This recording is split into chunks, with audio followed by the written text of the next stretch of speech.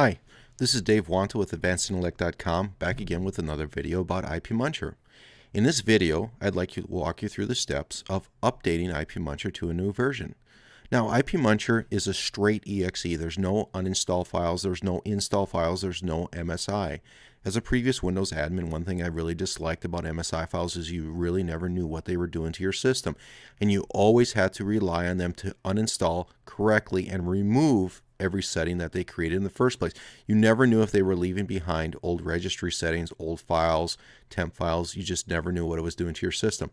With IPMuncher, it's different.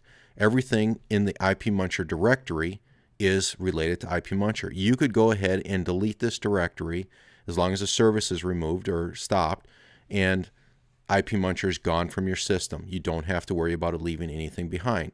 So what are the steps for upgrading IPMuncher? All you have to do is stop the service, download the new version, and start running the new version and start the service, and your version has been upgraded. So let's walk us through those steps. So let's say one day you're either at the website, you open up IPMuncher, and you get an alert that says, hey, there's a new version available. So let's go ahead and click on that link to download the new version.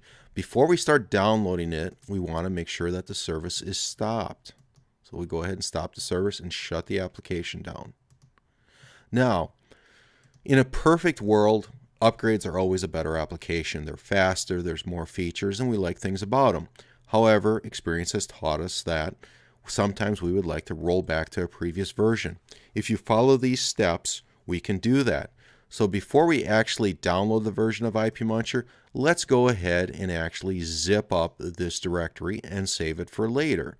This way we can always come back to it. So let's just create a zip file called IPMuncher Backup, and in fact, let's go ahead and start an archive folder, and we're going to just place old versions of IPMuncher in there. Okay, so let's go ahead and drop it in our archive folder. Once again, we're going to double click it, we're going to open it and make sure that the service is stopped. Okay, so let's go ahead and download the eval version. Now, there's no difference between the eval version and the production version. The only difference is the license key. An eval license key will expire in 21 days. The purchased license key does not. The functionality of the program is identical. So we can actually go here and download the eval version. So we're just going to download it to our location of IPMuncher. Save it.